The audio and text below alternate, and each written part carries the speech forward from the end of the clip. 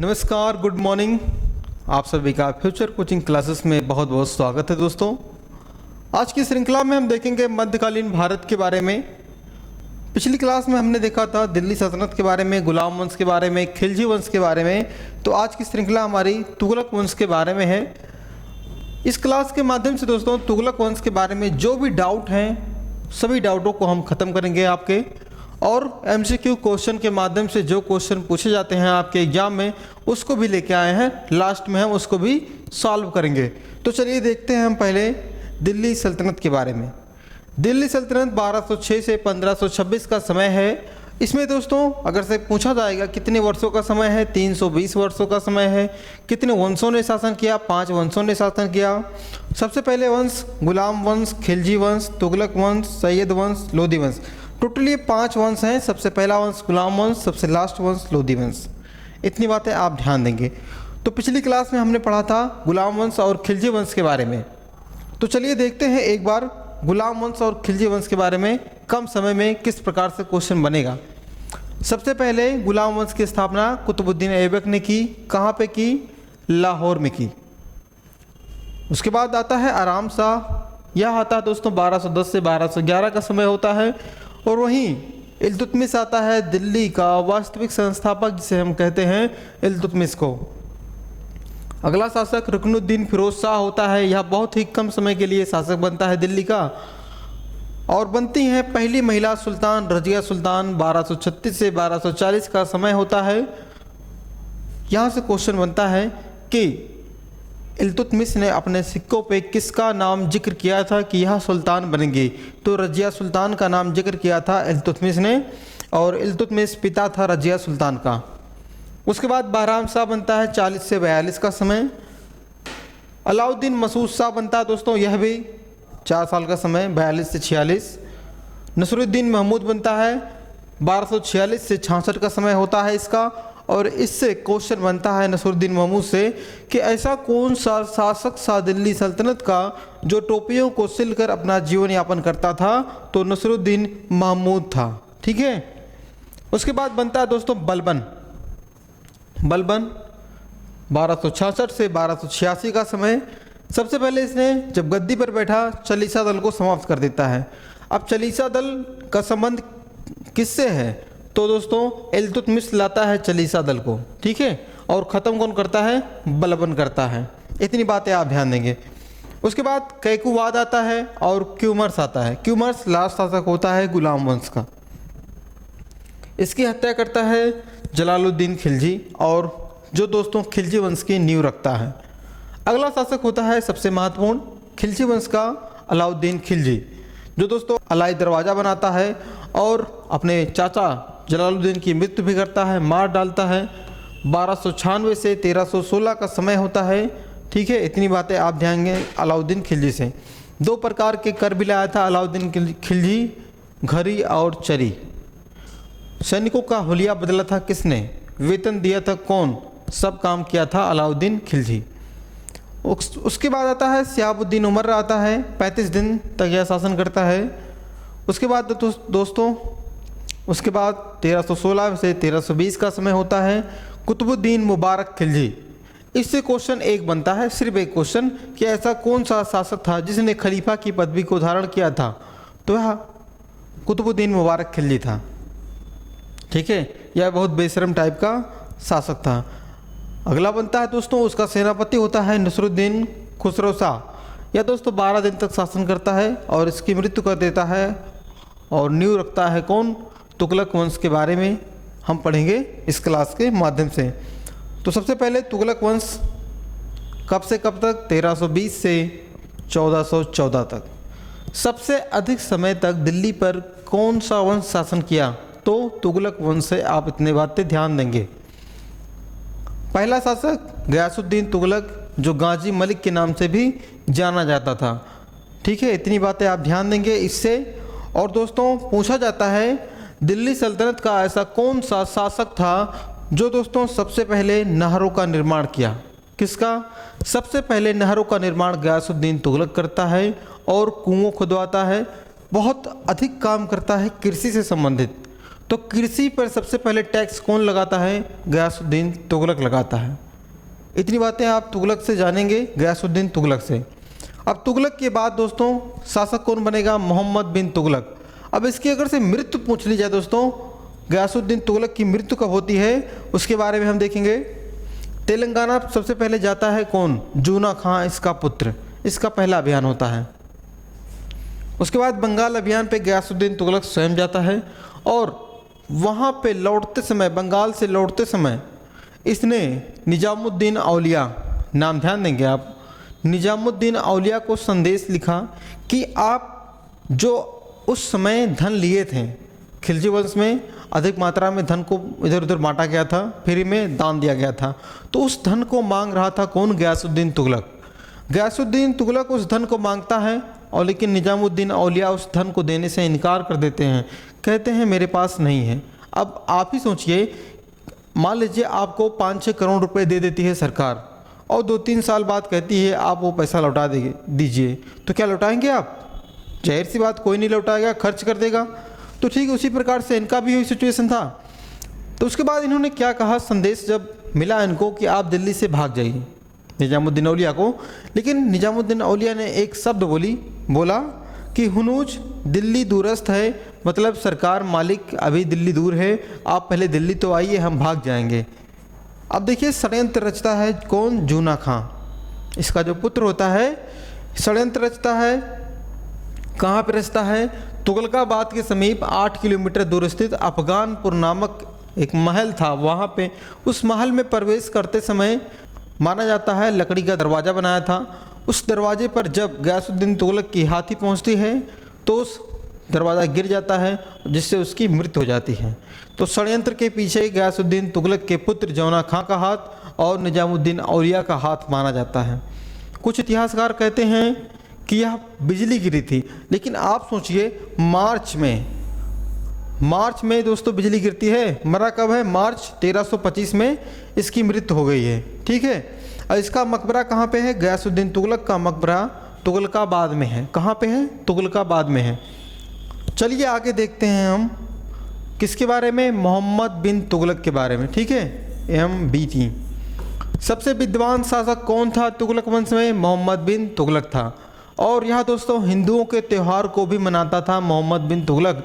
सबसे प्रमुख इसका त्यौहार था हिंदुओं का होली। ठीक है, होली के त्यौहार को बहुत अधिक धूमधाम से मनाता था मोहम्मद बिन तुगलक। खगोल शास्त्री भी था, सब कुछ नॉलेज था। इसके बाद बहुत भाषाओं का ज्ञाता था मोहम्मद बिन तुगलक, लेकिन इतिहासकारों ने इसके बारे में बहुत गलत लिखा। तो क्वेश्चन यह बनता है किस शासक के बारे में इतिहासकारों ने बहुत अधिक बुरा भला लिखा है? तो मोहम्मद बिन तुगलक के बारे में लिखा है। चलिए देखते हैं मोहम्मद बिन तुगलक के बारे में कुछ बातें। जैसे शासक कब से कब तक था? 1325 से 1351 का समय होता है मोहम्मद बिन तुगलक का। एक खगोल शास्त्री भी था और इसके योजनाओं के कारण इसे लोग पागल कहते थे, स्वप्नशील कहते थे। और यह दोस्तों किसी से काम करने से पहले राय नहीं लेता था। राय बहुत ज़रूरी होता है, क्योंकि आप राजा हैं, लेकिन फिर भी आपसे जो बगल में बैठे हैं बुजुर्ग हैं, उनसे भी सलाह लेनी चाहिए। कोई भी काम अगर से आप भी करते हैं उसमें किसी से राय जरूर लीजिए, क्योंकि मान रहे हैं वो काम पहला करने वाले आप हैं, लेकिन उससे एक्सपीरियंसदार लोग बैठे हैं। ठीक है, तो इसने सबसे बड़ी गलती यही की, कोई भी काम करता गया बिना किसी की राय के, वह काम को करता गया। और दोस्तों इसे रक्त पिपासु भी कहा जाता है। क्वेश्चन अधिक बार बनता है यहाँ से कि ऐसे किस शासक को रक्त पिपासु कहा जाता है? तो मोहम्मद बिन तुगलक को रक्त पिपासु के नाम से भी जाना जाता है, क्योंकि यह जब अपने दरबार में जाता था, कोई अपराध करता था तो सीधे मर्डर करता था। ठीक है, मार देता था सबको। इसके प्रमुख योजनाएं हैं जिसके कारण से लोग इसे पागल कहते हैं, पागल सुल्तान कहते हैं। तो सबसे पहला योजना होता है, जब यह शासक बनता है दोआब में कर वृद्धि करता है। कहाँ पे? दोआब वाला जो क्षेत्र होता है वहाँ पे कर की वृद्धि करता है। दोआब समझिएगा दोस्तों किसे कहते हैं? देखिए मान लीजिए ये कोई स्थान है, ठीक है, कोई स्थान एरिया है। अब इस एरिया के बगल से एक नदी जाए और इसके ऊपर से एक नदी आए, ठीक है, दो नदियों के बीच के स्थान को दोआब कहते हैं। अगर से आप वर्तमान में देखें तो ऊपर गंगा नदी है और नीचे यमुना नदी आती है। इलाहाबाद प्रयागराज के समीप यह दोनों मिलते हैं। तो इस एरिया के बीच वाले स्थान को दोस्तों क्या कहेंगे? दोआब क्षेत्र कहते हैं। क्या कहते हैं? दोआब क्षेत्र हम कहते हैं। चलिए और देखते हैं। दोआब क्षेत्र में क्या करता है? कर की वृद्धि करता है। दोस्तों कर की वृद्धि करता है, लेकिन इसके साथ ऐसी घटना घटती है कि वहाँ पे दोआब वाले क्षेत्र में अकाल पड़ जाता है। क्या पड़ जाता है? अकाल पड़ जाता है, जिसके कारण से इसकी यह योजना बेकार हो जाती है। और यह दोस्तों एक विभाग की स्थापना करता है, अमीर ए कोही। नाम ध्यान देंगे, अमीर ए कोही। ठीक है, कौन करता है? मोहम्मद बिन तुगलक करता है। दूसरा करता है राजधानी को परिवर्तित करता है। कब करता है? 1326 से 1327 के मध्य में इसने अपनी राजधानी को परिवर्तित करता है। कहाँ पे लेके आता है? चलिए मैप में देखते हैं। देखिए ये है दिल्ली, और दिल्ली से लेकर आता है दौलताबाद। कहाँ पे? दौलताबाद। देवगिरी वाला जो स्थान था दोस्तों, उसे दौलताबाद कहते थे। और दौलताबाद अगर से वर्तमान में देखें महाराष्ट्र में है। औरंगाबाद वाले एरिया को दौलताबाद कहा जाता था। ठीक है, इतनी बातें। देखिए जब यह अपने दोस्तों रिश्तेदारों सबको लाता है, जो जनता थी सबको लाता है दिल्ली से दौलताबाद। लाने का रीजन मंगोलों का डर ऊपर से इसको बना था कि मंगोल आएंगे मुझे मार देंगे। दूसरा रीजन था कि इसका राज्य का विस्तार अधिक था, इसलिए यह सोचता था कि मैं बीच में बैठकर राज करूंगा और सब कुछ कंट्रोल करूंगा। इसलिए इतिहासकार इसके बारे में दो राय देते हैं। ठीक है, और देखते हैं सांकेतिक मुद्रा, जिसे प्रतीक मुद्रा भी कहा जाता है, यह लाया था। सांकेतिक मुद्रा जब लाया था दोस्तों, तो सांकेतिक मुद्रा मतलब समझते क्या हैं आप? जैसे कोई सोना चांदी पीतल तांबा जो भी है, इस पर अगर से मोहर लग जाए राजा का कि यह मुद्रा है, तो उसे सांकेतिक मुद्रा कहा जाता था। और दोस्तों जब यह लाता है सांकेतिक मुद्रा 1329 से 34 के मध्य में लाता है सांकेतिक मुद्रा। और जब लाता है तो मार्केट में अर्थव्यवस्था डगमगा जाती है। क्यों डगमगा जाती है? क्योंकि लोग जो थे वह अपने घरों में टकसालें बना रहे थे। टकसाल मतलब जहाँ पे मुद्राएं छपती हैं, बनती हैं, ढलाई की जाती हैं, उसे टकसाल कहते हैं। तो लोग अपने घरों में टकसाल बना के मुद्रा को निकाल रहे थे। ब्लैक मनी बहुत अधिक मात्रा में हो गया था। ठीक है, अब उसके बाद दोस्तों यह क्या करता है? जो मार्केट में मुद्राएं थीं अवैध रूप से नोटबंदी कर देता है। क्या करता है? नोटबंदी करता है। आप आइए दरबार में पैसे को बदलिए, उसके बाद लेके जाइए। इसकी यह भी योजना बेकार हो जाती है। तीसरा भी। चौथा खुरासान अभियान। इराक अफगानिस्तान वाले एरिया में है खुरासान, वहाँ पे यह दोस्तों अभियान करने के लिए प्लान बनाता है। 3 लाख से अधिक सेनाओं को तैयार करता है। 1 साल पहले का वेतन दे देता है, अग्रिम वेतन दे देता है सैनिकों को। कहता है कि आप चलिए लूट के लेके आते हैं खुरासान को। लेकिन जब यह सब कुछ तैयार कर लेता है, जाने का प्रोग्राम बनाता है, खुरासान में शासक बदल जाता है। क्या होता है? खुरासान वाले एरिया में शासक बदल जाता है, एक मजबूत शासक आ जाता है, जिसके कारण से यह अपना प्लान जो किया था इसको भी रद्द कर देता है, खुरासान वाला भी प्लान। अगला है कराचिल अभियान करता है। हिमाचल प्रदेश वाला एरिया होता है, वहाँ पे यह अभियान करता है। जीत गया था अभियान कराचिल पे, लेकिन इसकी सेना ने, इसके सैनिकों ने लालच किया और तिब्बत वाले क्षेत्र पर आक्रमण करने के लिए निकल दिए। पहाड़ों में इसकी सेना उलझ जाती है, जिसके कारण से वहाँ पे इसकी सेना मारी जाती है। इसका यह भी अभियान बेकार हो जाता है।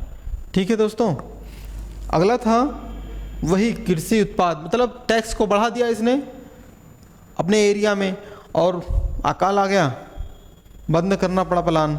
तो इतनी प्लानें आप ध्यान देंगे इसके। पहला नंबर 1 दोआब में कर वृद्धि, राजधानी को परिवर्तित, सांकेतिक मुद्रा लाया, खुरासान अभियान किया, कराचिल अभियान किया। इन सभी अभियानों में कोई भी अभियान इसका सफल नहीं रहा। आप ध्यान देंगे, जिसके कारण से इसके योजना गलत साबित हुई और इतिहासकार ने इसे पागल करार साबित कर दिया। यह अच्छा करने का प्रयास कर रहा था दोस्तों, लेकिन इसका किस्मत साथ नहीं दे रही थी। ठीक है, अब इसी के समय एक व्यक्ति आता है, इब्न बतूता। क्वेश्चन बहुत बार बना है दोस्तों आपके एग्जाम में। कहा जाता है इब्न बतूता मोरक्को का निवासी किसके शासनकाल में आता है? तो मोहम्मद बिन तुगलक के शासनकाल में आता है इब्न बतूता मोरक्को का निवासी जो था।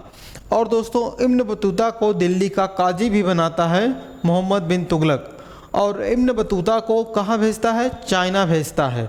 और माना जाता है जब यह चाइना जा रहा था राजदूत के तौर पे, तब इसकी नाव पलट जाती है, जिसका जिम्मेदार देता है किसको? मोहम्मद बिन तुगलक को। इसलिए इन इतिहासकारों ने इसके बारे में बहुत भला बुरा लिखा है। ठीक है, आगे देखें इसके बारे में।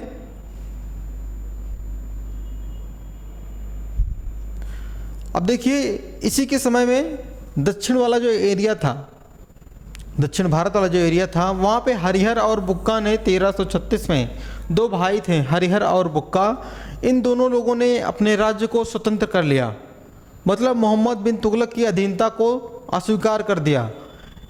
ये लोग अपने आप को स्वतंत्र घोषित कर दिए, जिसका नाम रख दिया विजयनगर साम्राज्य। ठीक है, और 1347 में बहमनी साम्राज्य की भी स्थापना हो जाती है दक्षिण भारत में। विजयनगर साम्राज्य हिंदू साम्राज्य होता है, वहीं बहमनी साम्राज्य दोस्तों मुस्लिम साम्राज्य होता है। और इसकी स्थापना करता है अलाउद्दीन बहमन शाह, बहमनी साम्राज्य की।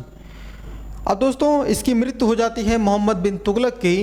कब? 20 मार्च 1351 को। तब इतिहासकार एक था बदायूनी। बदायूनी कहता है कि जनता को अपने राजा से, राजा को अपनी जनता से फुर्सत मिल गई, छुट्टी मिल गई। अब देखिए कोई मरता है, लोगों को ऐसा लिख देते हैं जिससे उसके आने वाले पूर्वज भी उसके बारे में बुरा सोचेंगे और हम भी लोग उसके बारे में बुरा सोचेंगे। तो इसलिए आप भी किसी के बारे में ऐसा ना लिखें जिससे उसको बुरा लगे। तो मान लो इसको बुरा नहीं लगा, लेकिन इतिहास है जो आज हम पढ़ रहे हैं, कल हमारे पूर्वज पढ़ेंगे, सभी लोग इसके बारे में बुरा कहेंगे। ठीक है, ऐसा क्यों कहा बदायूनी ने?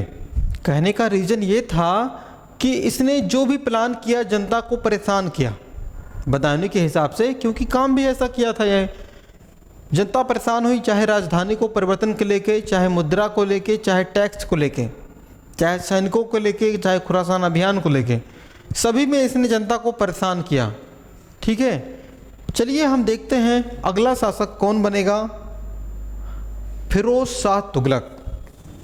यह बहुत ही अच्छा शासक था, बस कुछ इसकी योजनाएं गलत थीं, लेकिन यह भी मोहम्मद बिन तुगलक से अच्छा काम किया है। दिल्ली सल्तनत में और भारत में इसने बहुत अच्छे अच्छे काम किए हैं। तो सबसे पहले चलिए हम देखते हैं फिरोज शाह तुगलक के बारे में। 45 वर्ष की अवस्था में दोस्तों यह दिल्ली का सुल्तान बनता है। और दोस्तों कब बनता है? 1351 से 1388 के मध्य यह शासन करता है। और अपने योजनाओं और अपने शासन के लेकर यह दिल्ली में अपनी छाप छोड़ गया। यह दोस्तों अपना राज्याभिषेक 2 बार कराता है। पहला कराता है मार्च में 1351, दूसरा कराता है अगस्त 1351। पहला जब कराता है मार्च 1351 में, तो थट्टा नामक एक स्थान होता है, वहाँ पे यह अपना राज्याभिषेक कराता है। अगला कराता है 1351 में दिल्ली में कराता है। कहाँ पे? दिल्ली में कराता है। क्वेश्चन यह बनेगा आपके एग्जाम में, ऐसा कौन सा सुल्तान है दिल्ली सल्तनत का जिसने अपने राज्याभिषेक 2 बार कराया? तो कौन है? फिरोज शाह तुगलक। अब यह दोस्तों जब शासक बनता है तो जो मोहम्मद बिन तुगलक द्वारा लगाए गए कर थे, उन करों को यह समाप्त कर देता है। ठीक है, तो आइए और देखते हैं इसके बारे में। इसने क्या किया? फिरोज शाह तुगलक ने प्रशासनिक और लोक कल्याणकारी कार्य किया। इसके लिए यह प्रसिद्ध माना जाता है आज भी। और इसे दोस्तों सल्तनत काल का अकबर भी कहा जाता है। क्या कहा जाता है? सल्तनत काल का अकबर कहा जाता है फिरोज शाह तुगलक को। देखिए अकबर से तुलना की गई है फिरोज शाह तुगलक को। वही बात की जाए ऐसा कौन सा सुल्तान था, क्वेश्चन बनेगा अभी हम बताएंगे आपको कि ऐसा कौन सा सुल्तान था जिसने ब्राह्मणों पर टैक्स लगाया, जजिया कर लगाया। तो जजिया कर के बारे में अगर से हम आपसे बात करें दोस्तों, जजिया कर एक गैर मुसलमानिक का था। तो वह व्यक्ति जो मुस्लिम धर्म को नहीं मानता उसे जजिया कर को देना पड़ता था। जजिया कर के बारे में बात करें तो सबसे पहले मोहम्मद बिन कासिम लाया था। कौन लाया था? मोहम्मद बिन कासिम ने सबसे पहले जजिया कर को लाया था। उसके बाद दोस्तों अगर से जजिया कर से और क्वेश्चन बनेगा, किन लोगों को जजिया कर से मुक्त रखा गया था? 5 लोग थे। नंबर 1 बच्चे, बूढ़े, औरतें, विकलांग, ब्राह्मण। इन 5 को जजिया कर से मुक्त रखा गया था। लेकिन फिरोज शाह तुगलक ने क्या किया? ब्राह्मणों पर भी जजिया कर लगा दिया। ठीक है। और बात करें, अकबर ने 1564 में जजिया कर को समाप्त किया। औरंगजेब ने इसे पुनः लाया। कब लाया? 1679 में। और जजिया कर को अंतिम रूप से समाप्त करने वाला शासक कौन था? मोहम्मद शाह रंगीला। इतनी बातें आप ध्यान देंगे। और देखते हैं इसके बारे में, जैसे इसने करों को समाप्त किया, 4 प्रकार के कर सिर्फ लगाए थे। खुम्स कर लगाया था, जो युद्ध में लूटा जाता था उसे खुम्स कर कहते थे। जजिया कर, जैसा कि हमने बताया, गैर मुसलमानिक कर। जकात कर, इस्लाम धर्म से संबंधित होता था जकात कर। इतनी बातें आप ध्यान देंगे। और दोस्तों यहाँ जो होता था टैक्स ना, उस टैक्स के पैसे से जो इनकम होती थी उससे अपने लोगों को भेजता था हज यात्रा पे। इस्लाम धर्म से संबंधित हज यात्रा पे भेजता था कौन? फिरोज शाह तुगलक। ठीक है। और अपाहिजों का भी सहयोग करता था, सबके लिए विभाग भी बनाया था। अगर से और इसके बारे में चर्चा करें दोस्तों, और दोस्तों यहाँ सबसे पहले अगर से क्वेश्चन बनेगा तो ऐसा कौन सा सरकार था या शासन था जिसने वंशानुगत बना दिया था सरकारी सेवाओं को? कैसा? वंशानुगत बना दिया था। जैसे समझिएगा, वंशानुगत का मतलब जैसे आप सुने होंगे राजा का बेटा राजा बनता है, तो ठीक उसी प्रकार से सेना में अगर से कोई है, सेवा कर रहा है, तो वह उसका भी पुत्र या दास जो भी रहेगा वह क्या करेगा? वह भी उस सेवा पर नियुक्त हो जाएगा उसके मृत्यु पर, उसके ना होने पर। सबसे पहले नगद वेतन की जगह जागीर देने लगा कौन? फिरोज शाह तुगलक। क्या दे रहा दोस्तों? जागीर व्यवस्था प्रारंभ कर दिया गया है फिरोज शाह तुगलक ने। आगे मुद्रा में सुधार किया इसने। क्या किया? मुद्रा में सुधार किया और 3 प्रकार की मुद्राओं को लेके आया था। सबसे पहले पूछा जाएगा संसगनी नाम का मुद्रा कौन लेके आया था? तो लाया था फिरोज शाह तुगलक ने। यह चांदी मुद्रा थी जो टका मूल्य के 1/6 होती थी। अगला पूछा जाए अध। अध कौन लाया था? अध फिरोज शाह तुगलक ने ही लाया था, जो तांबे की मुद्रा थी। यह जीतल के मूल्य के 1/2 होता था। विक। विक नाम का मुद्रा कौन लाया था? फिरोज शाह तुगलक लाया था, जो दोस्तों तांबे की मुद्रा थी और जीतल के मुद्रा के 1/4 था। इतनी बातें ध्यान देंगे। अब देखिए, इसने जो सिंचाई पर कर लिया, क्यों कर लिया? क्योंकि इसने बहुत अधिक मात्रा में नहरों का निर्माण कराया। नहरों का, कुओं का, सबका निर्माण किया और एक प्रकार का टैक्स लेता था। हक ए सर्व नाम का सिंचाई कर लेता था, जो 1/10वां भाग होता था। कितना आप ध्यान देंगे? 1/10वां भाग होता था। तो आइए इसके कामों के बारे में हम चर्चा करें। सबसे पहले आप ध्यान देंगे महल।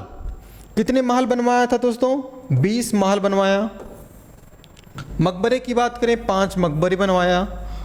ये स्तंभ है, अशोक का 2 स्तंभ था, मेरठ और टोपरा का स्तंभ। यह लेके आया दिल्ली। क्वेश्चन अधिक बार बना है, लाखों बार बना है कि ऐसा कौन सा शासक था जिसने मेरठ से और टोपरा के स्तंभों को दिल्ली लेकर आया? तो फिरोज शाह तुगलक ने अशोक के स्तंभों को लाया। अगला बात करें, ये क्या है दोस्तों? मस्जिद है। कितने मस्जिद बनवाया था? 40 मस्जिद बनवाया था फिरोज शाह तुगलक ने। थोड़ा और कामों को देखें तो कुओं की बात आती है तो करीबन 150 कुएं बनवाया था, कुएं खुदवाया था, जिससे लोगों को सींचने में और पानी पीने में कोई असुविधा ना हो। समाज सेवा में देखें तो स्कूल भी बनवाया था, 30 विद्यालय भी बनवाया था। कितने? 30। हॉस्पिटल की बात करें दोस्तों तो 100 अस्पताल भी बनवाया था। देखिए इतना अच्छा काम करता था जब तक था। उसके बाद किसी को दिक्कत ना हो फलों की, तो दिल्ली के समीप में करीबन 1200 फलों के बगीचे लगवाए। कितने? 1200 फलों के बगीचे लगवाया फिरोज शाह तुगलक। चलिए नहरों के बारे में देखिए, कितने नहर बनवाया था? तो करीबन 300, ध्यान देंगे 300 नवीन नहर खुदवाए थे इसने। ठीक है, कितने? 300। अगर से पूछा जाए सबसे बड़ी नहर कौन सी थी, कहाँ से थी? 150 मील लंबी नहर थी दोस्तों, जो जाता था यमुना नदी से, हिसार वाला एरिया था वहाँ तक जाता था इस नहर का पानी। ठीक है, 150 मील सबसे बड़ी नहर इसकी यही थी, यमुना से हिसार तक जाता था। अब बात आती है हिसार की, तो चलिए देखते हैं हिसार के साथ साथ इसने कौन कौन से नगर बसाए, क्या किया? नगरों को बसाया। तो सबसे पहले हिसार आ गया, आपने सुना होगा जौनपुर। जौनपुर को इसने बसाया था किसके याद में? जौना खां के याद में, मोहम्मद बिन तुगलक की याद में, जिसको जौनपुर को सिराज हिंद भी कहा जाता है। और बात करें दोस्तों फिरोजाबाद, ठीक है, ये प्रमुख शहर थे, हिसार, फिरोजाबाद, फतेहाबाद, ये प्रमुख शहरों को इसने बसाया था। और क्या किया? किसके? सबसे महत्वपूर्ण ये है, जौनपुर को किसके याद में बसाया था? मोहम्मद बिन तुगलक की याद में। अभी हम बताएंगे जौनपुर कब आज़ाद हुआ, किसने आज़ाद किया। फिरोजाबाद आप सभी जानते हैं चूड़ियों के लिए फेमस है वर्तमान में। चलिए अब देखते हैं अगला शासक कौन होगा। अगला शासक दोस्तों बनेगा जो एक होता है, क्या कहें, रद्दी नाम का था, 1388 में बनता है।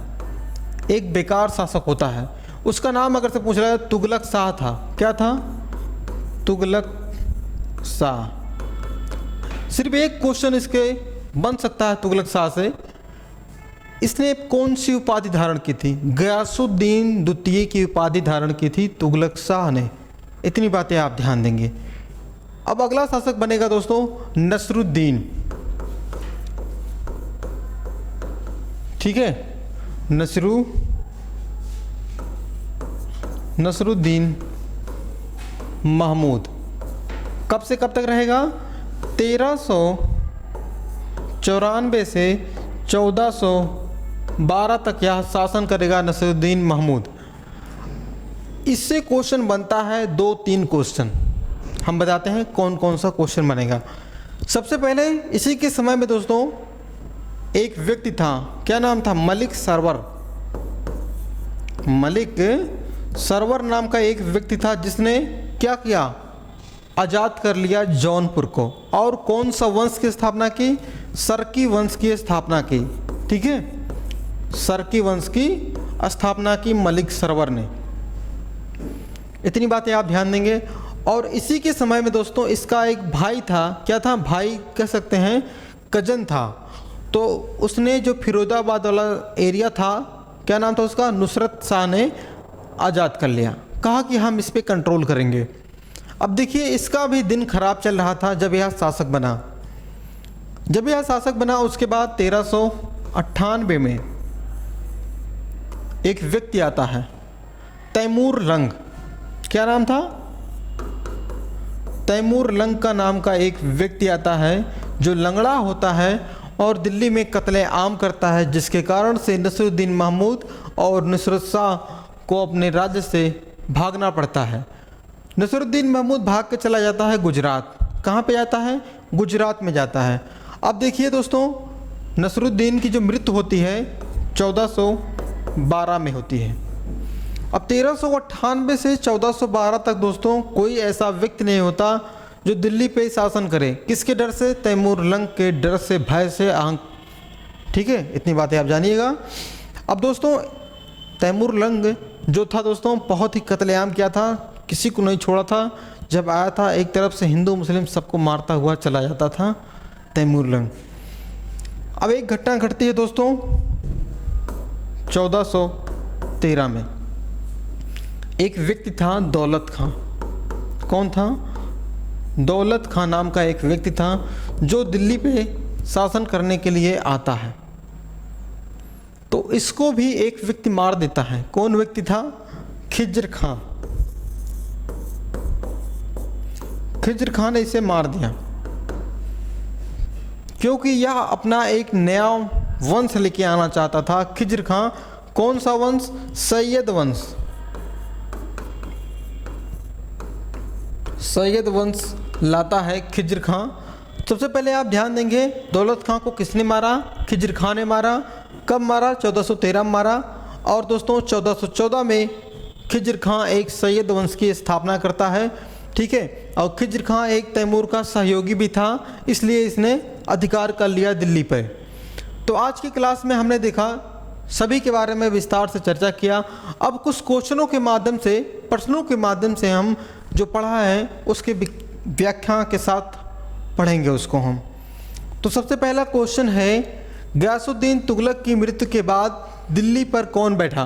कौन बैठा? अभी हमने बताया, तो बैठा दोस्तों मोहम्मद बिन तुगलक, ठीक है। मोहम्मद बिन तुगलक गद्दी पर कब बैठा? क्वेश्चन यह भी बन सकता है। तो 1325 में, क्योंकि 1320 से 1325 तक गयासुद्दीन तुगलक था, 25 में आता है, ठीक है, मोहम्मद बिन तुगलक।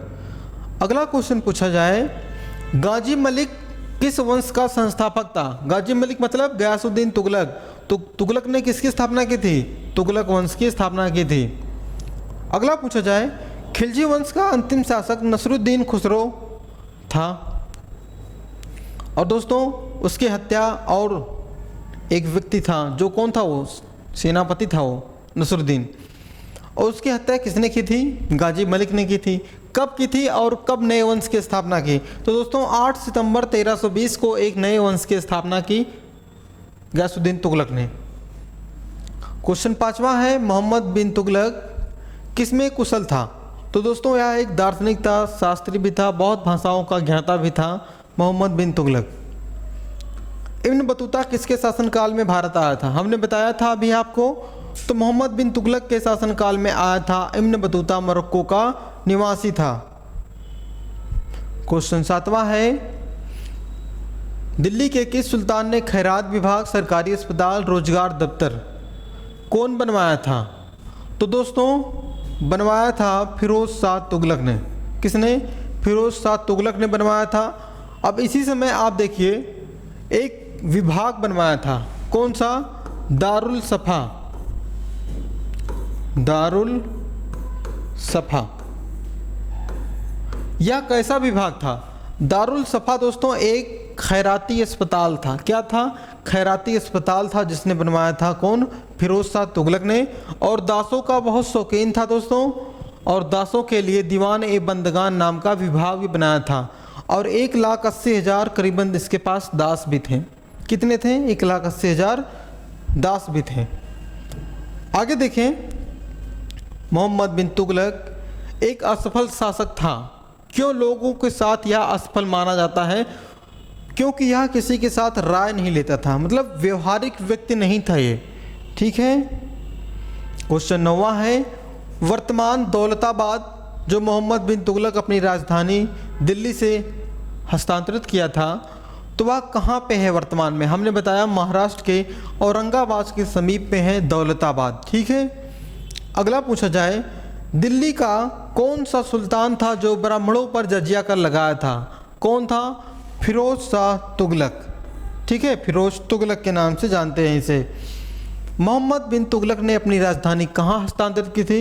आपको कभी कभी दौलताबाद नहीं मिलेगा, क्योंकि क्वेश्चन बन सकता है दिल्ली से दौलताबाद, और दिल्ली से देवगिरी भी बन सकता है, ठीक है। अगला है, कौन सा सुल्तान जो निजामुद्दीन औलिया को अपना शत्रु मानता था? जौना खां तो अपना गुरु मानता था, लेकिन गयासुद्दीन तुगलक इसे अपना शत्रु मानता था, इसलिए इसने कहा था बंगाल से लौटते समय आप दिल्ली से चले जाइए। अगला क्वेश्चन है, गयासुद्दीन तुगलक की मृत्यु के बाद कौन शासक बना? मोहम्मद बिन तुगलक बनता है। लेकिन अगर से क्वेश्चन इस प्रकार से बन जाए कि मोहम्मद बिन तुगलक जब शासक बना, लेकिन कैसे बना? उसने अपने पिता को मारा था। कैसे मारा था? लकड़ी का जो महल कहें या दरवाज़ा कहें उसको गिरा दिया था, जिससे गयासुद्दीन तुगलक की मृत्यु हो गई थी। क्वेश्चन अगला बनेगा कि मोहम्मद बिन तुगलक का वास्तविक नाम क्या था? क्या था? जूना खां था, हमने बताया अभी। अगला क्वेश्चन है, दिल्ली के निम्नलिखित सुल्तानों में इतिहासकारों ने किसका विरोध किया? तो मोहम्मद बिन तुगलक का इतिहासकारों ने बहुत अधिक मात्रा में विरोध किया। बदायूनी ने लिखा था, राजा को जनता से, जनता को अपने राजा से छुट्टी मिल गई। जौनपुर शहर की स्थापना किसने की? इब्राहिम सरकी जिसे कहते हैं, मलिक सरवर जिसे हम कहते हैं।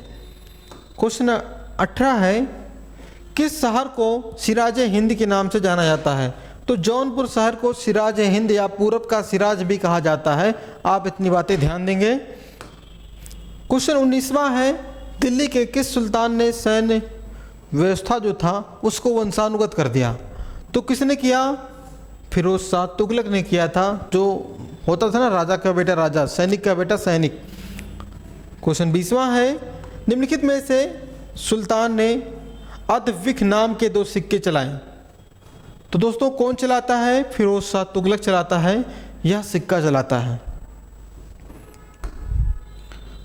क्वेश्चन अगला है, तैमूर ने किसके काल में भारत पर आक्रमण किया? दिल्ली पर आक्रमण किया और दिल्ली को लूटा। तो दोस्तों समय था किसका था? नसरुद्दीन महमूद का था। तो ऑप्शन तीसरा आपका सही होगा। तैमूर लंग ने किस वर्ष भारत पर आक्रमण किया? 1398 में आक्रमण किया था तैमूर लंग ने। क्वेश्चन 23वां है, किस राजवंश के अंतर्गत विराजत का सर्वाधिक विकास हुआ? तो दोस्तों तुगलक वंश के बारे में इसका बहुत अधिक मात्रा में विकास हुआ। क्वेश्चन 24वां है, किस वंश के सुल्तानों ने सबसे अधिक समय तक शासन किया दिल्ली पे? तो दोस्तों तुगलक वंश ने सबसे अधिक शासन किया, 1320 से 1414 तक का समय था इनका। क्वेश्चन 25वां है, दिल्ली सल्तनत के पहली बार सिंचाई के लिए नहरें और कुएं कौन खुदवाता है? तो दोस्तों खुदवाता है गयासुद्दीन तुगलक। अगर से कहा जाए सबसे अधिक कौन खुदवाता है तो फिरोज शाह तुगलक होता है। 150 कुएं, 300 नहरें, तो बहुत अधिक विकास किया था फिरोज शाह तुगलक ने। दीवाने अमीर कोही नाम का एक कृषि विभाग किसने बनाया? मोहम्मद बिन तुगलक बनाता है दीवाने कोही।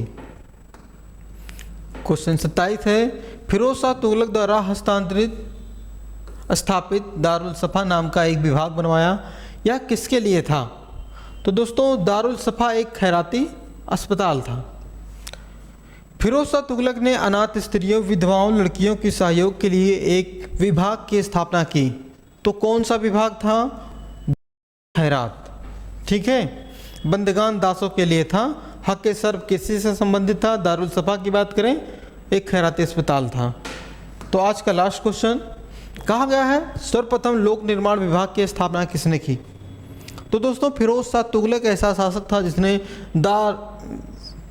दोस्तों लोक निर्माण विभाग की स्थापना की। ठीक है, इतनी बातें आप ध्यान देंगे तुगलक वंश के बारे में। तो जो भी क्वेश्चन बन सकता था आपके एग्जाम में, सभी के बारे में हमने विस्तार से चर्चा किया। वीडियो अच्छा लगा है, क्वेश्चन अच्छा लगा है, हमें लगता है कि अच्छा लगा होगा, क्योंकि हमने वही पढ़ाया जो आपके एग्जाम में आएगा। तो आज के लिए बस इतना ही। अगर से आपने अभी तक हमारे इस फ्यूचर कोचिंग क्लासेस चैनल को सब्सक्राइब नहीं किया है तो प्लीज़ सब्सक्राइब कर लीजिए और मिलते हैं नेक्स्ट वीडियो में। आज के लिए बस इतना ही। धन्यवाद, थैंक यू।